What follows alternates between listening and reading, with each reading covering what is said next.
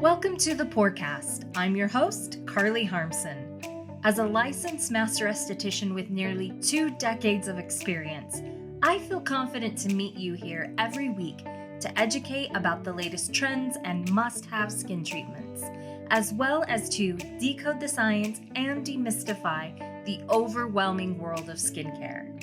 Whether you're a wide-eyed, curious beginner or you're a veteran skincare pro, this is the podcast for you.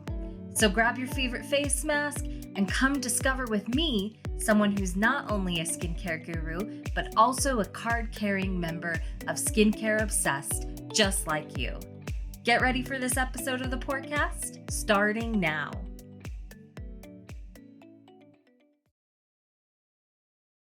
Welcome back. So glad you are here. Thank you for joining me each week. This podcast, although still in its infancy, has been an amazing and natural way for me to deliver what I love, and that's top tier aesthetics and skincare education, doing what I do best, and that's talking. Anyone else who got high marks on their grade school report card, but inevitably at every parent-teacher conference, their parents were told, she's great at school, she gets along with the kids, but she just talks too much? Anyone? Just me? I'm curious, what do you do now as an adult? If that's the case for you. My guess is it's an important part of your job or a superpower for you, just like I feel like it is for me. Anyway, as always, I love when I hear from you. So please reach out anytime by DM or email. And for those of you that already have, thank you so much. Your feedback, your questions, your support, it truly means so much to me. And I'm here for you. So if there's anything any of you want me to deep dive on, let me know. Just a bit of business. If you're not already following me on Instagram, I invite you to go over there and give me a follow. I am wrapping up my first annual March Madness Skincare Edition, and it's down to the championship this Friday.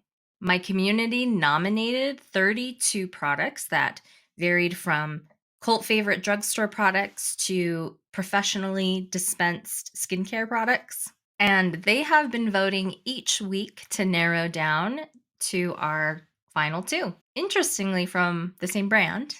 So that's cool. But these 2 products will battle it out this Friday in my Instagram stories for our number 1 2024 March Madness skincare product, which I will announce the winner of next week. So be sure to go over into my stories, vote on Friday, make your voice heard. Today, I would love to throw light on a situation. You see what I did there? And that is light therapy, aka LED light therapy, aka red light treatment, aka low level light therapy, aka photobiomodulation, aka soft or cool laser therapy. You get the point. We are going to chat about the origination of LED, the science, the benefits, and get down to talking devices, none of which will be sponsored, and specifications and tips to get real results at home or in the treatment room. By the way, this is going to be a 2-part episode, so we will cover all of this information among those 2 parts. Let's get right into today's episode. It turns out that light therapy is not a gimmick at all, although there are some viral tools that claim to use light therapy that are. So visit my previous episode if you're curious about a particular viral tool that I call out. I won't spoil it for you here.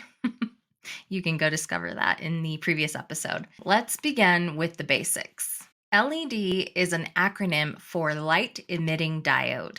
These little bulbs are responsible for the magic that is light therapy. Of all the home facial devices, light therapy utilizing light emitting diodes definitely has the most science to back it up, which is why I think it's a great home care investment for healthy, vibrant, and youthful skin. Now for a short history lesson, I promise. Using light to stimulate biological processes really emerged in the 1960s and 70s. Scientists discovered that certain wavelengths of light, particularly in the red and near infrared spectrum could have beneficial effects on living tissues. This led to the infamous NASA research of the 80s and 90s. Ah, what a what a time to be alive.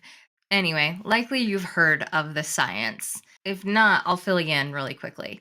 NASA scientists discovered that certain wavelengths of light, or in other words, certain colors of light, stimulated plant growth. These plant growth experiments were to stimulate energy using specific light, again, mostly red and near infrared in the plants, to promote, and you'll remember this term from fourth grade, photosynthesis, which allows plants to grow and thrive through healthy metabolism. This was groundbreaking as at the time there were not plants in space stations due to the absence of natural light. To simulate sunlight for plant growth experiments in space, NASA developed specialized LEDs or light emitting diode technology capable of emitting precise wavelengths of light. LEDs were chosen for their energy efficiency, much like they are today, durability, and ability to produce those specific and individual colors of light. Talk about being light years ahead. Come on, you know I couldn't help myself there. Knowing the immense benefits of these light spectrums on plants, as it happens often in science, scientists think, well, why not humans? And spoiler alert, yep, we're a lot like plants. Thus began the research of the biological effects on human cells, which showed a lot of potential on the tissues in many beneficial ways. You'll have to wait a little longer for me to share those therapeutic benefits. So, the groundwork that these NASA scientists laid paved the way for others in the science community to conduct clinical studies to evaluate the efficacy of light for various medical conditions like treating chronic wounds, pain, joint pain, skin disorders and issues, and more. And as it often does, these discoveries began to commodify, the capitalism popped off today sort of thing.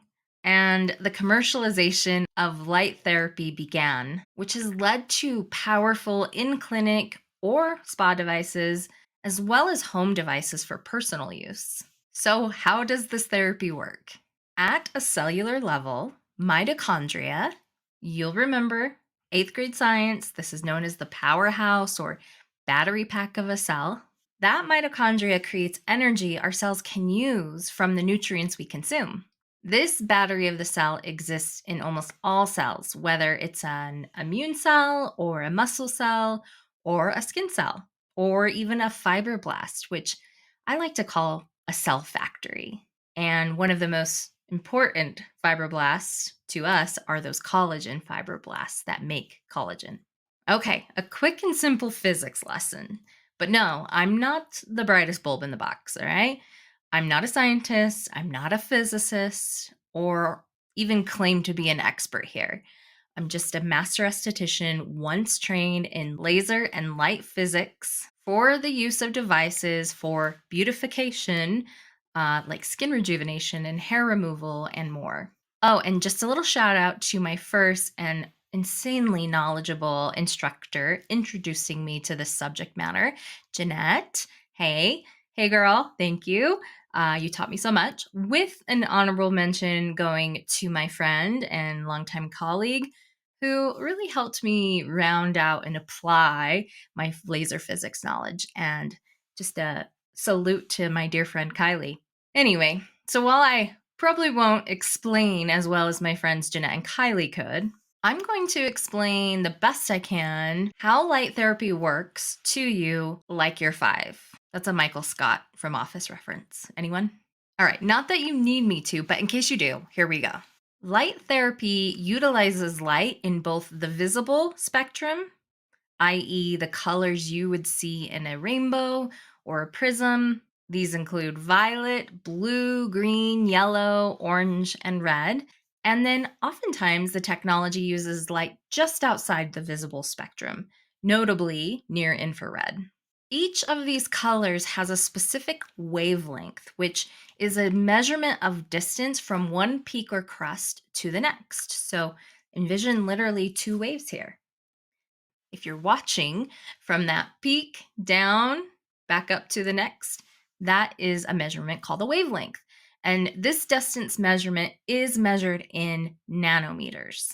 So for example, blue light is a wavelength of between 450 to 495 nanometers. Green light is 495 to 570 nanometers. Red light is in the ballpark of a wavelength of 600 to 650 nanometers, with near infrared, just outside of that visible light spectrum, coming in at between 760 to 1400 nanometers. The larger the number or wavelength, the deeper it can penetrate tissues. Are you following? This will become more relatable in just a little bit, I promise. So energy we receive from the sun contains all these spectrums of light, which can be beneficial and is also why many tout the benefits of daily unprotected sun exposure, especially considering that people in the modern world spend an estimated 90% of their time indoors. Oof. However, practicing safe sun will protect one from issues like skin cancer, which are primarily caused by UV or ultraviolet rays, which, by the way, is on the front shorter wavelength end of the light spectrum in the non visible light spectrum. But unfortunately, when you go in the sun, you don't get to pick and choose which wavelengths of light you're exposed to. So that's where LED light therapy comes handy. Light therapy is able to take individual wavelengths and put them into devices like home light masks, wands, or even professional medical devices, even up to lasers.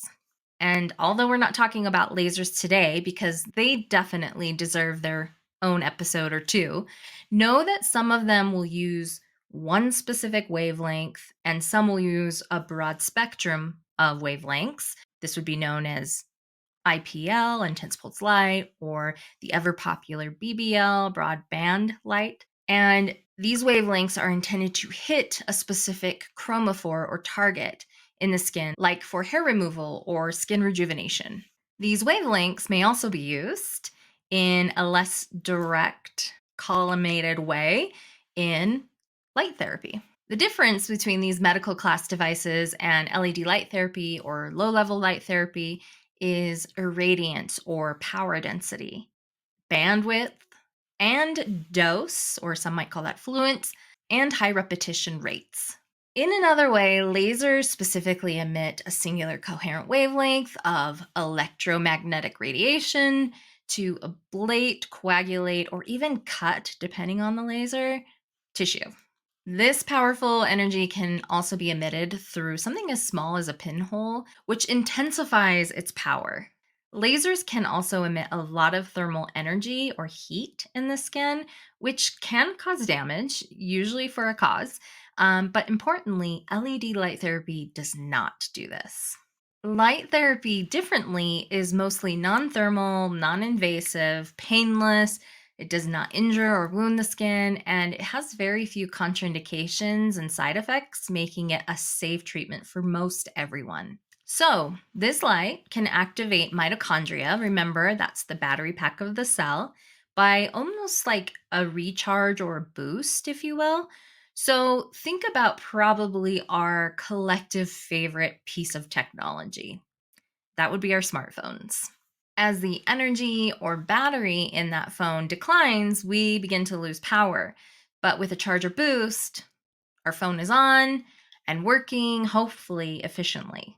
Much in the same way, activating the mitochondria of the cell energizes our cells, which allows them to function better, more efficiently, with better outcomes and results. So, if mitochondria is the battery pack of the cell, then the ATP, or adenosine triphosphate, is like the juice or fuel of that battery. Light particles from the LED, known as photons, can transform their energy right into ATP. Abundant fuel means abundant performance. And sadly, like an old model of the iPhone, as we age, our ATP decreases, which certainly affects our skin appearance. The increase of ATP can fuel and power metabolic processes, things like DNA synthesis, RNA synthesis, which RNA is like kind of like the recipe card for DNA. It can help with other important components of healthy skin, like protein synthesis, enzymatic functions. ATP can also help repair and regenerate and encourage mitosis and efficient cell proliferation. I must also mention ROS, or reactive oxygen species. These are produced when the body is stressed to low level, low dose stimulation. An example of this would be daily exercise, sauna for 20 minutes, a cold plunge for a few minutes. When the body is temporarily stressed, it actually causes a bit of stress to the mitochondria and responds to that stress with an increased production of ROS, or reactive oxygen species, which then triggers the body or skin to produce more naturally synthesized antioxidants, which protect against oxidative stress, or in other words, the main cause of aging. I promise I will share with you the benefits of these mechanisms fully when we discuss the proven benefits of specifically red light and near infrared. You're going to have to wait a little longer, but you'll probably pick up some Easter eggs along the way. Hopefully, you already have. Okay, in skin treatment, there are primarily 4 types of light used: blue, green, red, and near infrared. Let's examine each of these in a little more detail. Beginning with blue light, remember a nanometer range of 450 to 495. Blue light is almost exclusively used for acne treatment and prevention. The blue light is known to kill the opportunistic bacteria known as the P. acnes bacteria through, and this is going to sound kind of cute, but through photo excitation. You heard that right. The blue light effectively excites the bacteria so much to its complete destruction. It dies of excitement. I could die. You know, when people say that, that literally happens with this bacteria. Anyway, it sounds discreetly violent, but it's a really safe treatment. Interestingly, though, blue light with a photosensitized medication is being used as a 2-stage treatment to destroy cancerous and precancerous cells, and not just of the skin in like a actinic keratosis or a cancer. This is known as phytodynamic therapy, and it does have side effects, and some of the side effects are intense. It's going to be administered by a physician or another trained medical professional, and it is different than blue light therapy in a spa or a home. It's really important to not get these 2 treatments confused because they're very different. There is also a little controversy surrounding blue light therapy for these 2 main reasons. One, people will say, isn't blue light bad for me? I've heard that it's bad for my skin, it's bad for my eyes. And 2, I've heard blue light can cause hyperpigmentation or melasma.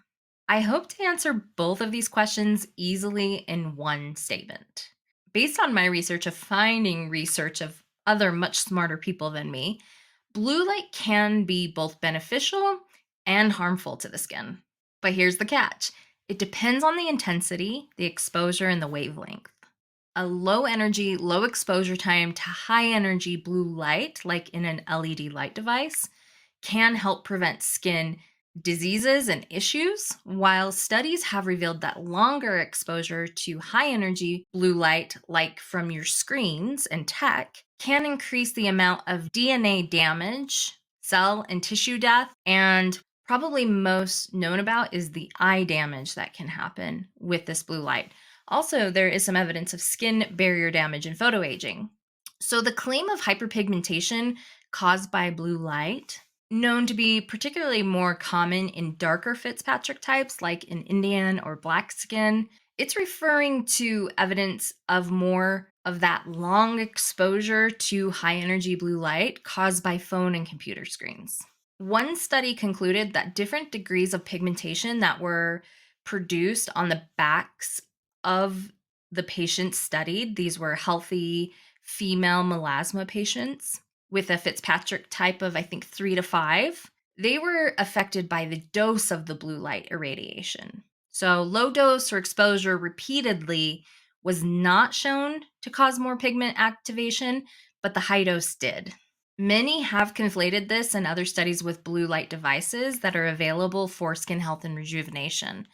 However, if you're prone to melasma or hyperpigmentation and you're concerned, you can always just skip the blue light devices and go strictly with the red and near infrared devices. Speaking of hyperpigmentation, let's talk about green light. Green light lives somewhere in the ballpark of 495 to 570 nanometers. And while it's not as popular as blue light, green light may be administered in the attempted treatment of hyperpigmentation. It's thought by some to work by slowing the production of melanin by the melanocytes, the cells that are responsible for our pigment and color in our skin. However, there's not really any clinical evidence to back it. Sorry to say. So while I'm a fan of blue light and a huge fan of red and near infrared light, I think you can I did it again, go right on by green light. Red light, on the other hand, is the most studied of the visible light, and she deserves the spotlight. Red light at a wavelength of 600 to 650 nanometers has been widely researched and is supported by thousands of peer-reviewed and published clinical research papers. And this light is primarily targeting signs of aging skin and also prevention of aging skin. It can also be used as a tool to accelerate healing, prevent scarring, for example, after injury or incision to the skin, and it can be supportive to healing acne as well. It is thought that red light can penetrate up to 4 to 5 millimeters deep. And just so you know, the skin is thought to be anywhere between zero point 0.5, like on the eyelid area, to 4 millimeters, which is the heels of the feet. So you know that red light is traversing your entire facial skin, even into the cutaneous layers. Oftentimes found in tandem with red light, we have near infrared, or NIR for short, which is just outside of the visible light spectrum and has a wavelength of between 760 to 1400 nanometers. This has the ability to penetrate the deepest of the 4 wavelengths we've discussed today. This wavelength is also used for correcting signs of aging like wrinkles, laxity, and inflammation, but it is used because of its deeper wavelength more so for pain, for more complex wound healing, for recovery from an injury, and it may even be used for follicle stimulation for hair restoration. Pretty cool, huh? Anecdotally, I have used a red and near infrared light panel for skin health. I've also used that same panel for post carpal tunnel release surgery. And I did feel a difference in swelling and pain. And after just under 8 weeks, I have no visible scar. If you're joining me on video, then you'll see just a little redness, a little post inflammatory erythema, but no scar, no textural scar. And this really shocked me because my incision and sutures looked so bad for so long. I thought my hand was literally mangled. And it took well into 5 weeks before my skin fully sealed and the last of my scabs fell off. TMI, I'm so sorry. So the change or the difference, I partially attribute to the use of that panel on my hand. Well, if you thought that was TMI, here's a little more. Red light and near infrared light is being looked to for a variety of issues outside of beautification. There's some emerging treatment plans and facilities for traumatic brain injury or TBIs that center on PBM, photobiomodulation. And I was one such patient. A few years ago, I was in a devastating accident in which I did hit my head, but had no other injuries. And because the injury was in many ways invisible, non-life threatening, etc., I didn't think about it much initially and I didn't seek immediate treatment. In the weeks and months to follow, I suffered from severe symptoms of TBI, including memory loss, organizational struggles, headaches, mood problems, dizzy spells, stimuli sensitivity to things like sound and light, difficulties finding basic words, and as a loquacious person, this was particularly gutting. It got so bad that it was affecting my quality of life, my work. I actually had to hire a virtual assistant to basically read my tasks and emails to me because I could not comprehend them or cognitively organize them. I was barely hanging on when I came across a provider with a treatment facility that utilized a full body PBM bed. So think like a tanning bed, but it's all red and near infrared light. And this machine specifically treated brain injuries. I was treated in a series of 8 treatments twice a week for 20 minutes, and I am not kidding you when I tell you it was life changing. Although the treatment was intense, I often needed a full day to recover after each session. In just a month, many of my symptoms greatly improved and some completely subsided. One study I came across says, and I quote, photobiomodulation employs red or near infrared light, 600 to 1100 nanometers, to stimulate healing, protect tissue from dying, increase mitochondrial function, improve blood flow, and tissue oxygenation. PBM can also act to reduce swelling, increase antioxidants, decrease inflammation, protect against apoptosis, and modulate microglial activation state. All these mechanisms of action strongly suggest that PBM delivered to the head should be beneficial in cases of both acute and chronic TBI. Wow. Wow, wow, wow, wow, wow. I was, of course, familiar with red light and near infrared because of its many skin benefits, and I was a fan, but that experience really illustrated to me the power of low level light therapy, even beyond beauty, and it made me an ultimate fangirl. Okay, thanks for geeking out with me today and also allowing me to get a little vulnerable and share some personal anecdotes. Ooh, okay, were you able to get that all? If not, no worries. You can always revisit this episode anytime. Now, on to why we really care about low level light therapy. What's in it for me? And oh, you're going to kill me.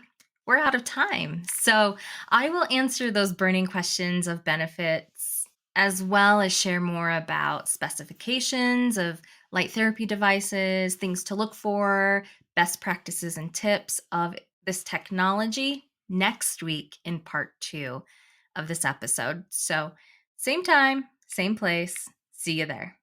Thanks for tuning into the podcast. If you liked this episode, be sure to share it with a bestie or on your socials. And if you love the episode, please leave a review wherever you get your podcasts. Your positive feedback means so much to me. You can connect with me at The Real Besthetician on Instagram or The Besthetician anywhere else. And hey, babe, this week's podcast looks like clear with a chance of glow. See you next time.